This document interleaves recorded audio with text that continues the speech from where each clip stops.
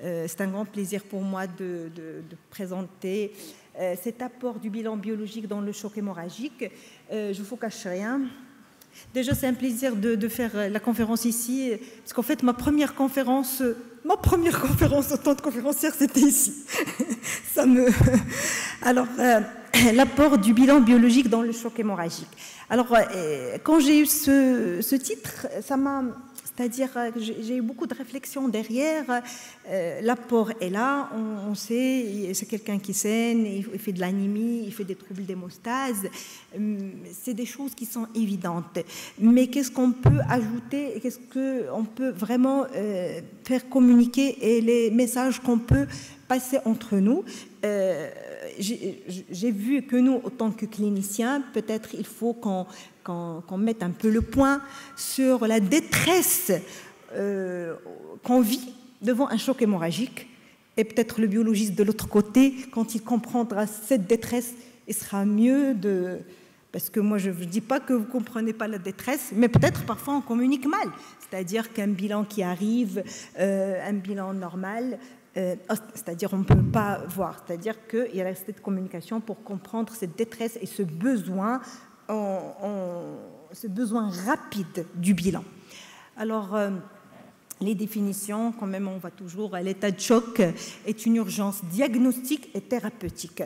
Sa prise en charge impose deux démarches spontanées et simultanées, une démarche thérapeutique et une démarche étiologique. Vous voyez que pour un choc hémorragique, il faut démarrer la thérapeutique avant qu'on démarre l'étiologie.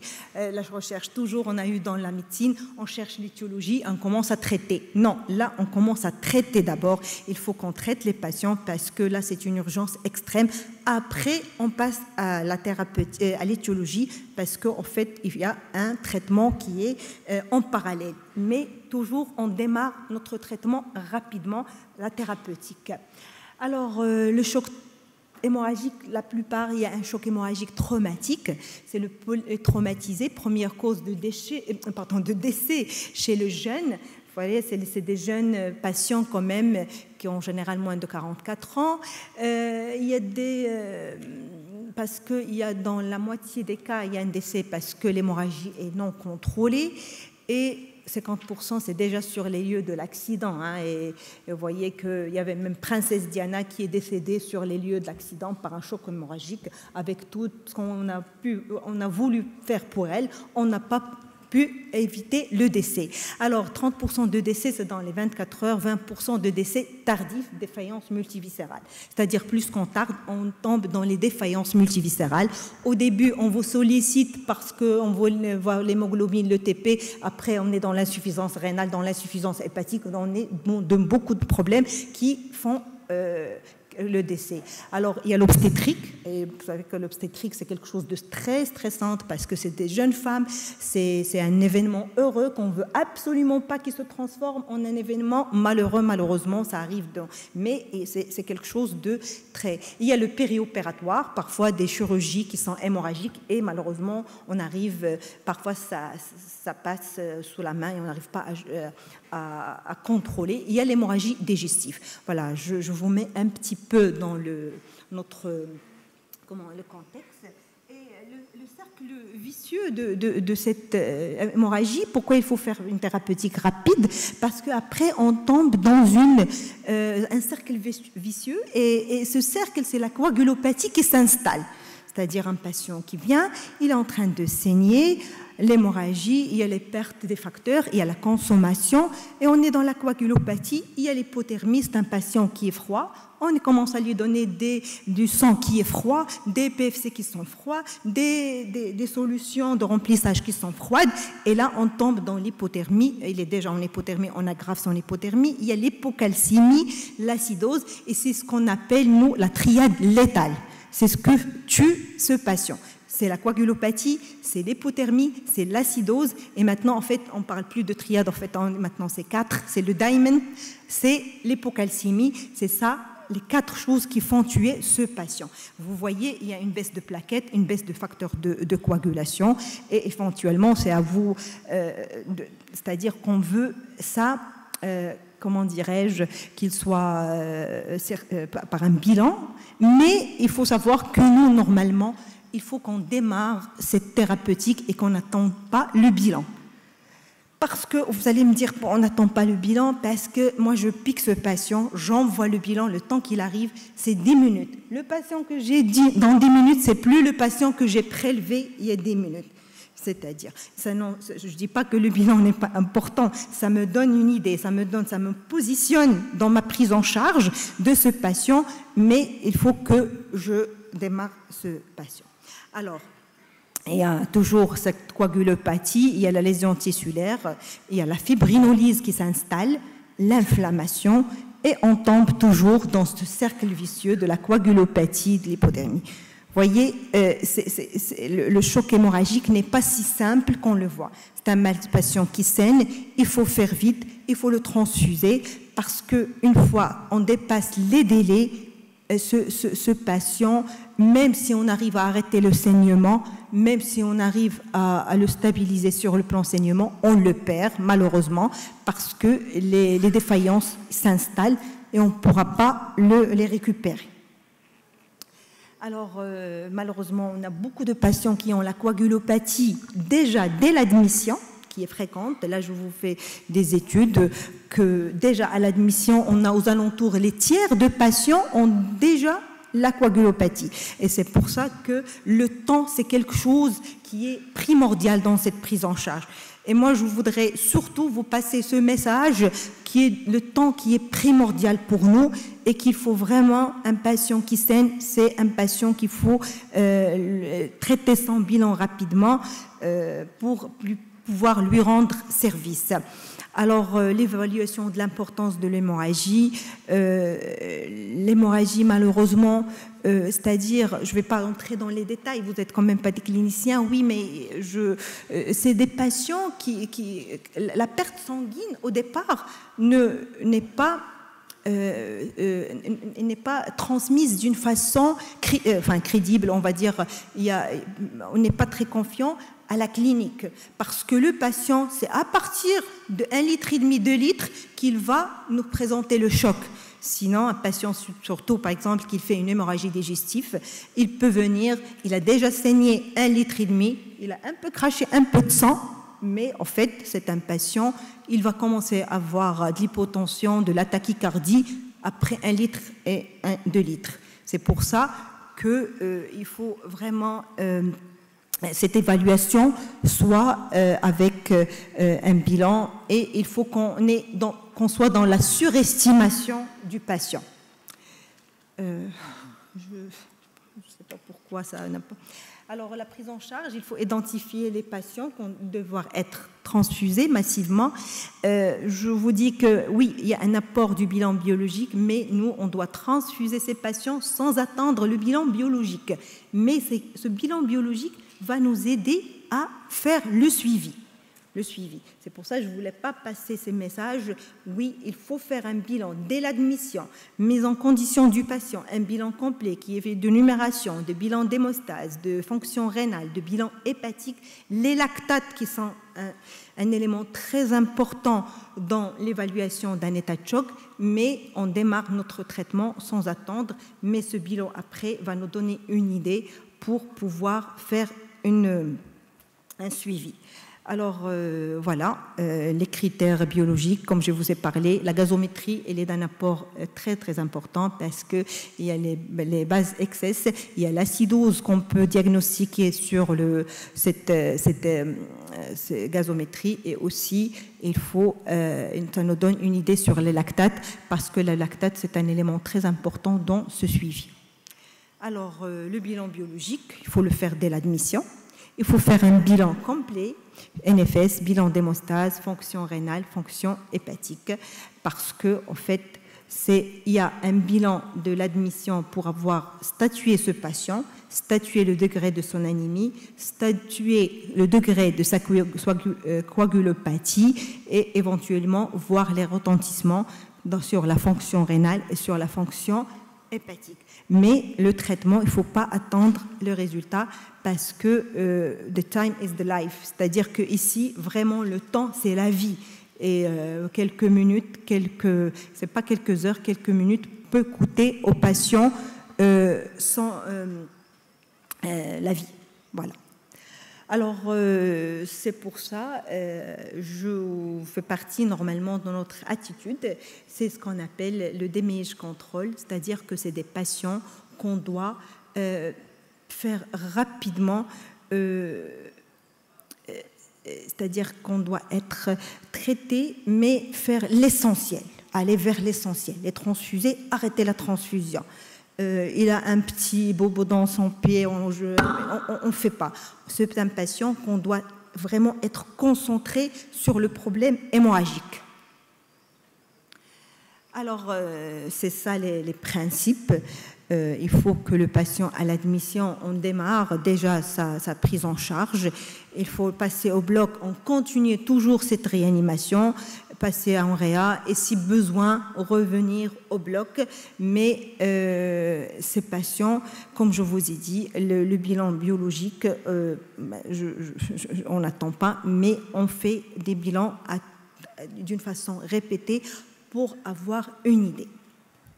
Alors, il faut traiter d'une façon agressive l'hémostase et bien sûr une stratégie qui est ciblée pour cette prise en charge. Alors, voilà, toujours prise en charge qui est agressive. Et puis, il y a des choses qu'on peut faire, le calcium, la température, il y a l'acide tranexamique qui est un antifibrinolytique et son effet, il est là, il est prouvé et on ne va pas revenir sur ça. Et puis, optimiser sa pression. Alors, la prise en charge, voilà, on revient, il y a l'admission aux urgences vitales. Nous, on démarre. Il y a le laboratoire qui doit suivre. Il y a le centre de transfusion qui doit suivre. C'est-à-dire que cette triade, c'est ça qui peut aider le patient à s'en sortir.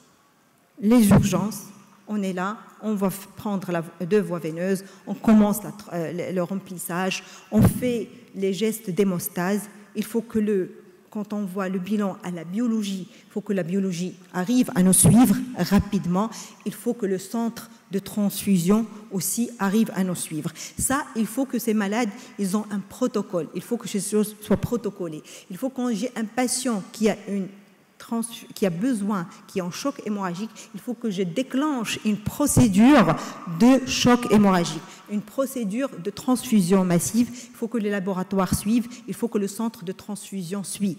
Nous, on peut faire des choses, mais malheureusement, sans l'apport des deux autres piliers, le patient peut partir malheureusement et on peut le perdre.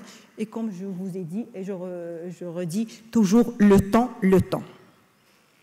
Bon, je vous stresse peut-être, mais bon, ça c'est un peu notre quotidien à nous. C'est le temps, voilà. Et comme je vous ai dit au départ, je vous transmets notre angoisse, je vous transmets notre vécu pour que vous soyez un peu plus à l'écoute. Je ne vous dis pas que vous n'êtes pas à l'écoute. Il y a Bouchra Okash qui est là, qui est toujours à l'écoute. C'est juste que j'insiste. Alors, il faut raccourcir les délais. Il faut qu'il y ait une organisation avec la Banque du Sang, il faut que les coursiers soient adaptés, il faut qu'il y ait un protocole, quel produit, quelle quantité, le pack transfusionnel. C'est-à-dire que c'est des choses qui ne s'improvisent pas. Il faut qu'il y ait des protocoles. Malheureusement, je sais qu'au Maroc, on est sous-protocolé, on travaille rarement avec les protocoles. Et ça, c'est des choses qu'on doit travailler. D'ailleurs, avec l'ASMAR, on a fait le comité de référentiel. Et ce qu'on essaie, c'est qu'il faut protocoliser. La réflexion doit être autour d'une table, mais qu'une fois devant le patient, on doit exécuter. Ce n'est pas là qu'on va réfléchir, on doit exécuter des choses, mais quand on est autour d'une table, on réfléchit. Alors, voilà, la mise en place d'une procédure. Ça, c'est des études qui ont prouvé que la mise en place d'une procédure de transfusion massive aide les patients. Alors, on va revenir anticiper. Il faut donner contre la coagulopathie. Là, je ne vais pas entrer dans beaucoup de détails, mais j'ai choisi un thème qui est très important, c'est le fibrinogène et l'hémorragie massive. Vous comprenez ça mieux que moi. Je ne vais pas vous expliquer que le fibrinogène, il est à stabiliser le caillot et c'est quelque chose de très important. Maintenant, l'hypofibrogénémie, c'est un marqueur de gravité, c'est-à-dire à partir de moins de 2 grammes de fibrinogène, il est associé à une transfusion, à une hémorragie importante. Il faut qu'on commence à donner du fibrinogène. Vous savez que le fibrinogène, c'est quelque chose que de cher, hein, c'est pas un produit qui est à la portée. C'est-à-dire que là, on peut donner. Je dis pas que le sang c'est quelque chose qui est de moins cher. Au contraire, moi je défends la transfusion, que le sang c'est quelque chose de très cher, de très précieux. Mais là, dans le fibrinogène, on n'a pas cette possibilité de l'avoir et on aimerait bien être guidé par les bilans biologiques. Ça, il n'y a pas de doute. On voit, là, je vous ai les référentiels de la CRLF, de l'ASFAR, et ça, c'est les sociétés françaises de médecine d'urgence, de médecine de réanimation et d'anesthésie-réanimation, qu'il faut administrer le fibrinogène inférieur, une fois qu'il est inférieur à 1,5 g. Et il faut... maintenant, la thromboélastographie, c'est vrai qu'on va parler d'un peu de la biologie délocalisée. Jusqu'à maintenant, on n'a pas beaucoup cette possibilité. On a discuté avec le professeur Msra, d'ailleurs, on a parlé plusieurs fois de cette possibilité de biologie délocalisée, mais je pense que, de toute façon, le laboratoire doit être vraiment très à l'écoute par rapport à cette besoin de préciser le taux de fibrinogène. Alors, je ne vais pas vous expliquer, c'est à vous de mieux m'expliquer ce qui est de la thromboélastographie délocalisée, mais je pense que ça serait une bonne chose de l'avoir dans les blocs opératoires, dans les services de maternité, parce que c'est des patients, on doit prendre la décision de mettre le fibrinogène rapidement. Malheureusement, dans notre quotidien, on met le fibrinogène sans qu'on a les chiffres. Mais il y a beaucoup d'études de coûts, ils ont prouvé que le fait de mettre ça, parfois on est dans l'excès et que ça coûte ça coûte parce que c'est cher. Et si beaucoup moins cher, même avec la biologie, avec ces appareils, si on transfuse moins, on est dans le coût global, on est moins cher. Alors, voilà, la prise en charge, je reviens toujours sur le fait qu'il y a les urgences, le laboratoire et le centre de transfusion. Si on peut avoir de la thromboélastographie, c'est très très bien, c'est parce qu'on sera beaucoup plus orienté. Le fait, je ne suis pas entrée dans les culoglobulaires, les PFC, les plaquettes, on donne les patients, ça, il y a comment dirais-je, il y a des protocoles, c'est-à-dire on donne avant, on donnait les PFC quand on arrive à 6 kg. Maintenant, quand on a un choc hémorragique, on démarre dès le départ les PFC et les plaquettes parce que, comme on a vu, la thrombopénie, c'est un problème qui peut aggraver le patient par la suite. Je n'entre pas dans ces détails. Alors voilà, moi si j'insiste surtout sur cette rapidité, cette réactivité du laboratoire. Tous les bilans, ça nous aide parce que, comme je vous ai dit, ça nous aide à nous donner une cinétique. Moi, j'ai essayé, je ne suis pas entrée dans les détails du bilan parce que ça serait un petit peu anormal que moi, je vous explique les bilans, je vous donne des précisions, c'est au contraire à vous. Mais surtout, moi, cette cinétique et cette rapidité et cette réactivité du laboratoire qui peut sauver nos malades qui ont un choc hémorragique parce qu'il faut un diagnostic précoce. L'hémostase, elle est très importante, chirurgicale et bien sûr médicale. Mais malheureusement, quand il y a un retard, on tombe, comme tout à l'heure, dans le cercle vicieux et on a cette coagulopathie. Il faut être un traitement agressif de la coagulopathie, les plaquettes, les PFC et le fibrinogène, l'hexacil, température et calcium, et le fibrinogène qu'il faut s'organiser pour donner ce. Voilà, je reviens à ce trio qui doit être bien protocolisé. C'est le trio qui fait gagner au patient sa vie. Et voilà, et le temps. Le temps, c'est très important dans un choc hémorragique, enfin, dans un état de choc, quel que soit. Le temps, c'est vraiment la vie, et tout retard peut coûter au patient sa vie. Voilà, merci beaucoup. Merci.